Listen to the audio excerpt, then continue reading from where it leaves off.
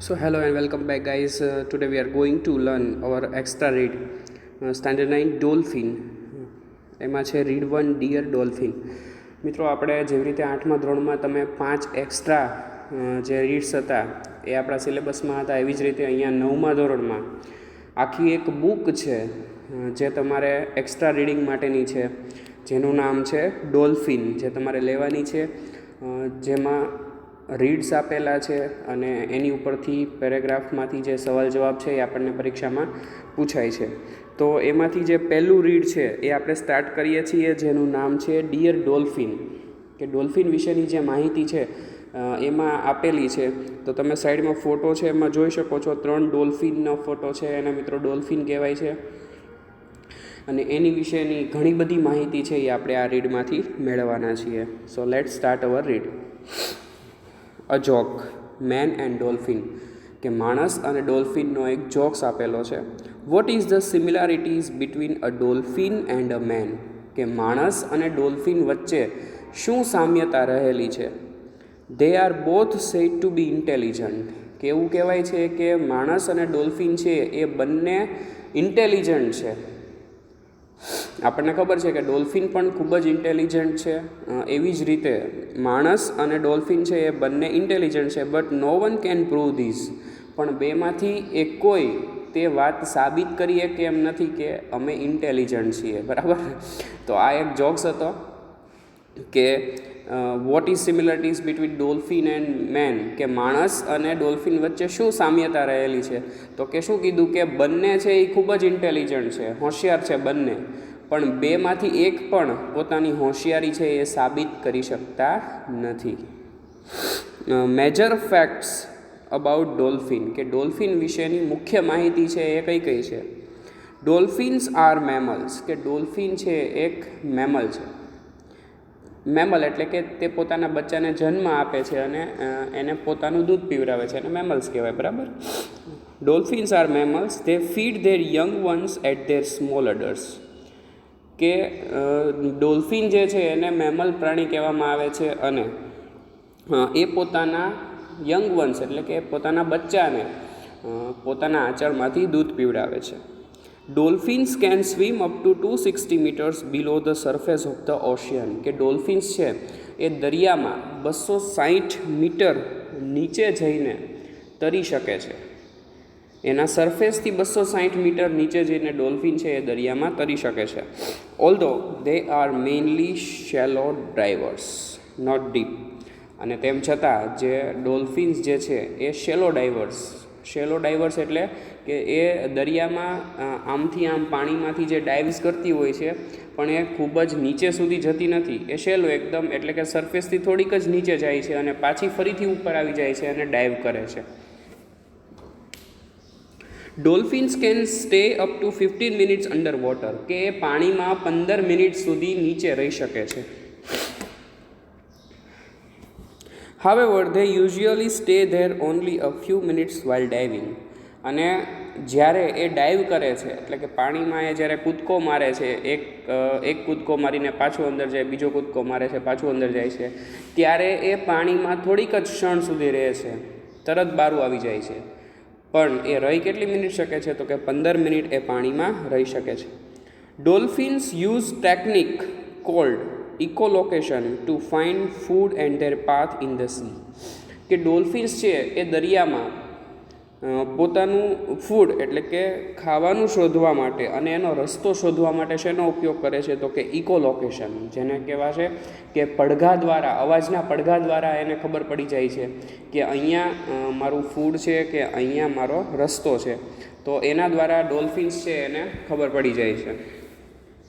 ઘણી વખત આપણે મૂવી જોતા હોઈએ છીએ તો કોઈ બોટમાં કે શિપમાં જતું હોય તો એનો અવાજ આવે તો તરત જ ડોલ્ફિન છે એ દિશામાં પહોંચી જાય છે. તો એનો અવાજના પડઘા ઉપરથી એ પોતાની જવાનો રસ્તો અને પોતાનું ફૂડ છે એ ગોતે છે. Dolphins are social animals. કે ડોલ્ફિન છે એ સામાજિક પ્રાણી છે. જેવી રીતે માણસ એક સામાજિક પ્રાણી છે, એવી જ રીતે ડોલ્ફિન પણ એક સામાજિક પ્રાણી છે. may live in group and cooperate with one another for activities like gathering food. કે ડોલ્ફિન્સ છે એ ગ્રુપમાં રહે છે, એટલે કે ટોળામાં રહે છે અને એકબીજાને મદદરૂપ થાય છે કે જમવાનું ગોતવામાં કે કોઈ રસ્તો ગોતવામાં એ એકબીજાને મદદરૂપ થાય છે, એકબીજાની સાથે રહે છે અને તે દરેક પ્રવૃત્તિ છે એમાં સાથે ભાગ લે છે અને સહકાર આપે છે. There are 32 species of ocean dolphins and 5 species of river dolphins. કે એની હવે પ્રજાતિ કેટલી છે? તો કે 32 જેટલી પ્રજાતિ છે એ દરિયાઈ ડોલ્ફિનની છે અને 5 જેટલી જે પ્રજાતિ છે એ નદીમાં રહેતી ડોલ્ફિનની છે. The largest dolphin is the killer whale, which can grow up to 6.1 meter long. અને સૌથી લાંબી અથવા તો મોટી તમે કહી શકો એ જે ડોલ્ફિન છે એનું નામ શું છે? તો કે એનું નામ કિલર વ્હેલ છે, જે 6.1 મીટર જેટલી લાંબી હોય છે. The most popular dolphin is the bottlenose dolphin, which can grow up to 2.5 to 2.8 meters. અને મોસ્ટ પોપ્યુલર એટલે કે સૌથી પ્રખ્યાત જે ડોલ્ફિન છે, ફેમસ ડોલ્ફિન છે એ કઈ છે? તો કે એનું નામ છે બોટલ નોઝ ડોલ્ફિન અને એ છે which can grow up to 2.5 to 2.8 metres, કે જે 2.5થી 2.8 મીટર જેટલી લંબાઈ છે એ ધરાવે છે. Dolphins are warm blooded and their internal temperature is around 36 degree Celsius. કે ડોલ્ફિન છે એનું લોહી છે એ કેવું હોય છે? તો કે એકદમ ગરમ હોય છે. એન્ડ ધેર ઇન્ટરનલ ટેમ્પરેચર કે એના શરીરનું અંદરનું તાપમાન છે એ કેટલું હોય છે? 36 ડિગ્રી સેલ્સિયસ હોય છે. To maintain this temperature, they have a thick layer of fat called blubber just below the skin. અને એના શરીરની અંદરનું આ તાપમાન છે એ જાળવી રાખવા માટે એને એવી જાડી ચામડીની જરૂર પડે છે, જે જાડી ચામડીનું નામ શું છે? બ્લબર. અને એ ક્યાં હોય છે? તો કે જસ્ટ બિલો ધ સ્કિન, કે એની જે બહારની સ્કિન એટલે કે ચામડીની પરત હોય છે એ પરત પછી તરત જ આ બ્લબર નામનું જે જાડી ચામડીનું પડ હોય છે એ હોય છે, જેથી કરીને એની શરીરના અંદરનું તાપમાન છે એ મેન્ટેન થાય. કારણ કે દરિયાનું પાણી છે એ એટલું બધું ગરમ હોતું નથી, તેમ છતાં એના શરીરનું તાપમાન છે એ 36 ડિગ્રી હોય છે. તો જેથી કરીને એની બહારની જે ચામડી છે એની નીચે તરત જ બીજું પડ જે હોય છે એ બ્લબરનું હોય છે, જે થીક હોય છે એટલે કે જાડું હોય છે. The average bottlenose dolphin's brain weight 1500 to 1600 grams. કે એવરેજ એટલે કે સામાન્ય રીતે જે આ બોટલનોઝ ડોલ્ફિન્સ છે એના મગજનો વજન છે એ કેટલો હોય છે? તો કે 1500 થી 1600 ગ્રામ જેટલો હોય છે. while average human brain weighs 1200 to 1300.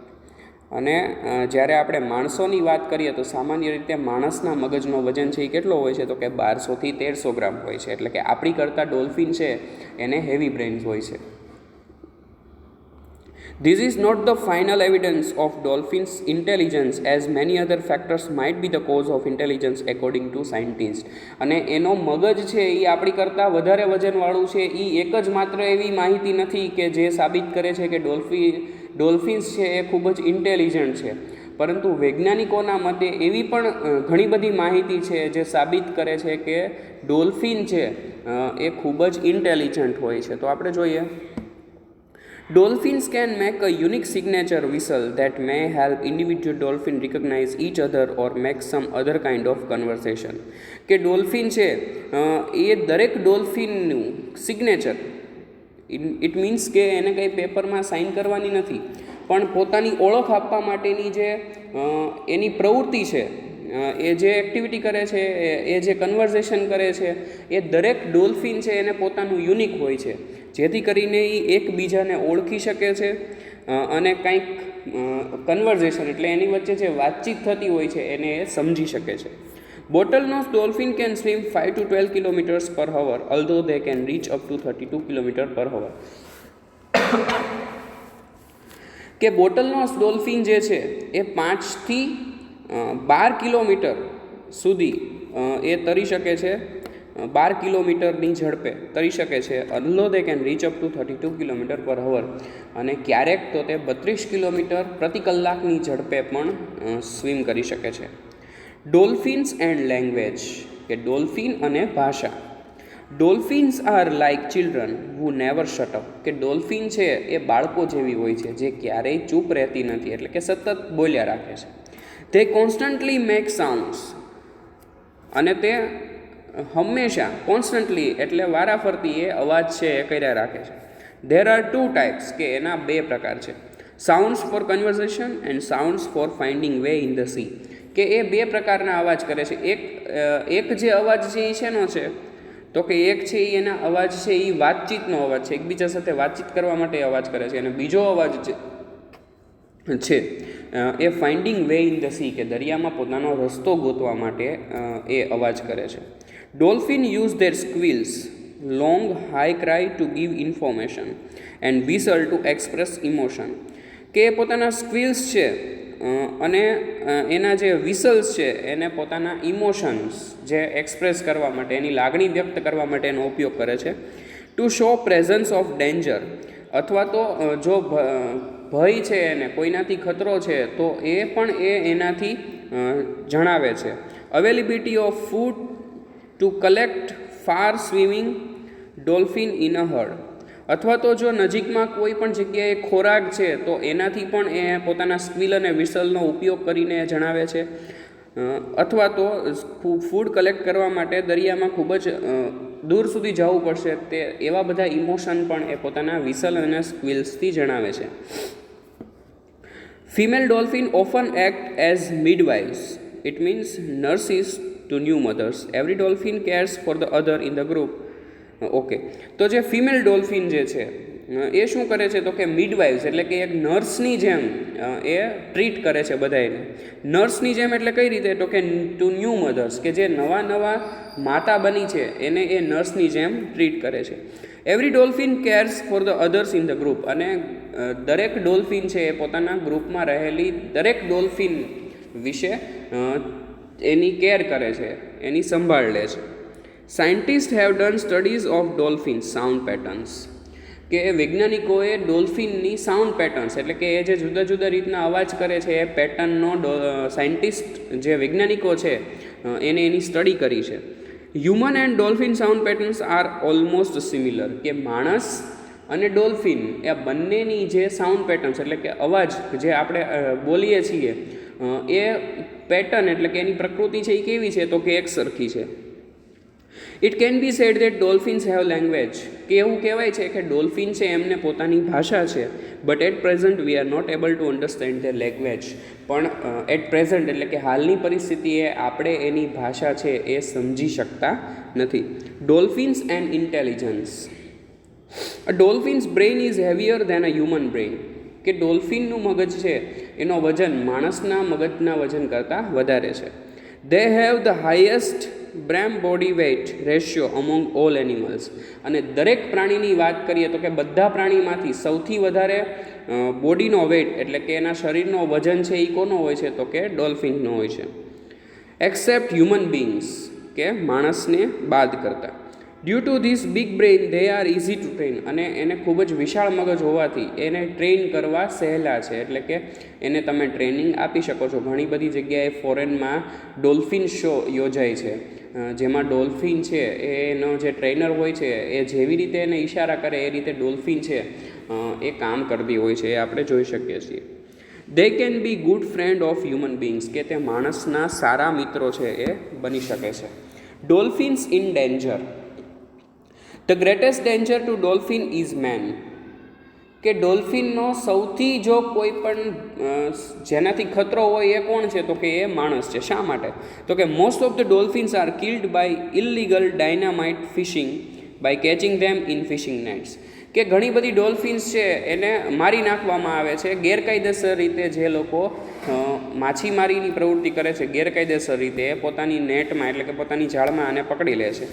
There accidents with boats, અને અથવા તો તેના દરિયાઈમાં જે બોટ હોય છે, શિપ હોય છે, એની સાથે એક્સિડન્ટ એની સાથે અથડાવાથી પણ એનું મૃત્યુ થાય છે. મરીન પોલ્યુશન એટલે કે દરિયાનું જે પ્રદૂષણ છે એનાથી પણ એવું થાય છે.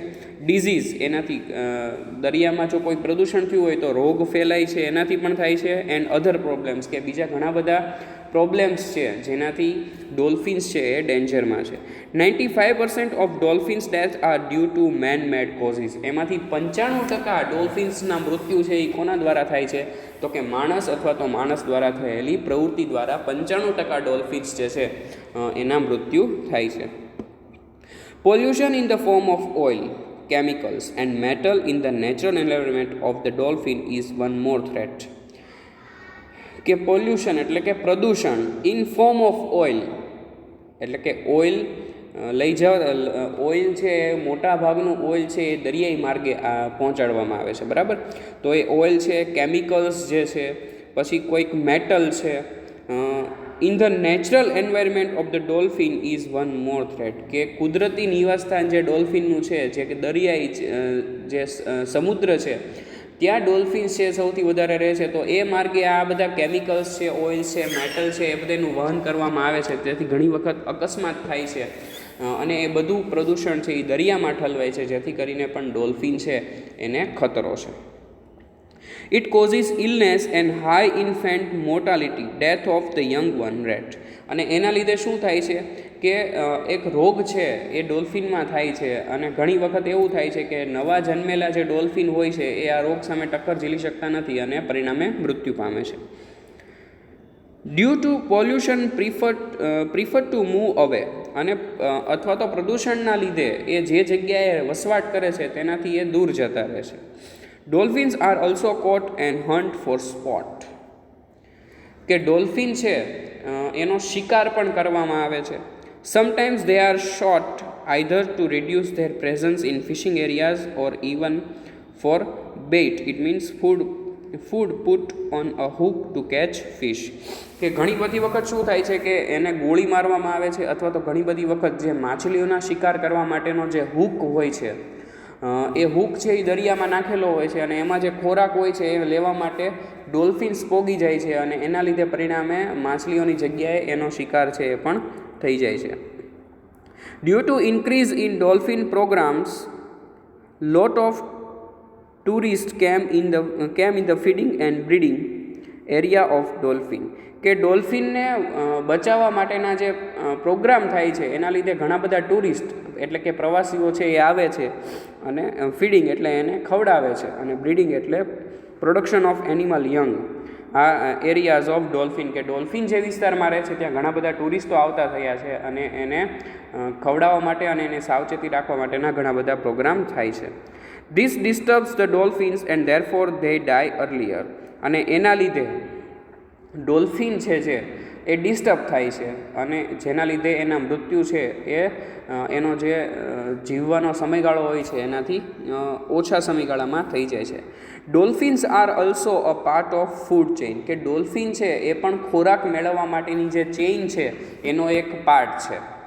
They are eaten by sharks and whales. કે એ છે એનો શિકાર છે એ કોના દ્વારા કરવામાં આવે છે? તો કે શાર્ક માછલી જે છે અથવા તો મોટી વેલ્સ જે છે એના દ્વારા ડોલ્ફિન છે એનો શિકાર કરવામાં આવે છે. Changing climate and loss of food sources reduce the chances of their survival. કે વાતાવરણમાં આવો પલટો થવો અથવા તો લોસ ઓફ ફૂડ સોર્સિસ કે એને ખોરાક મેળવવાના જે સ્ત્રોત છે એમાં ઘટાડો થવો જેના લીધે પણ એના જીવવાના ચાન્સ છે એ ઓછા થઈ જાય છે. Many laws have been pass to protect the dolphins but they are not strictly implemented. કે ડોલ્ફિનને બચાવવા માટેના ઘણા બધા કાયદાઓ છે એનો પ્રયોગ કરવામાં આવ્યો છે પણ એ ડોલ્ફિનને બચાવવા માટેના જે કાયદા છે એનું સારી રીતે પાલન થતું નથી. Dolphins are disappearing at an alarming rate. કે ડોલ્ફિન છે એ ખૂબ જ નાબૂદ થવા માંડી છે. ડોલ્ફિનની સંખ્યા છે એ ખૂબ જ ઘટવા લાગી છે અને એ છે એ મિત્રો આપણી માટે સાવચેતીનો એક બેલ છે કે જો આમને આમ ડોલ્ફિન છે એની સંખ્યા ઘટતી રહેશે તો મિત્રો આપણે એક સમય એવો આવશે કે ડોલ્ફિન જે છે એ નાશપ્રાય થઈ જશે, એટલે કે આપણને જોવા મળશે નહીં. તો અહીંયા મિત્રો આપણું રીડ છે એ પૂરું થાય છે. રીડના અંતે જે એક્ટિવિટી આપેલી છે એ તમારે જોવાની છે. એ આપણે બુકમાં લખતા નથી પરંતુ આ જે રીડ છે આપણો આખો રીડ જે છે આપણે ભણ્યા એ રીડ છે એ તમારે સારી રીતે વાંચવાનો છે, પ્લસ એને તમારે યાદ રાખવાનો છે. એના પ્રશ્નોના જવાબ છે એ આપણને પરીક્ષામાં પૂછાય છે.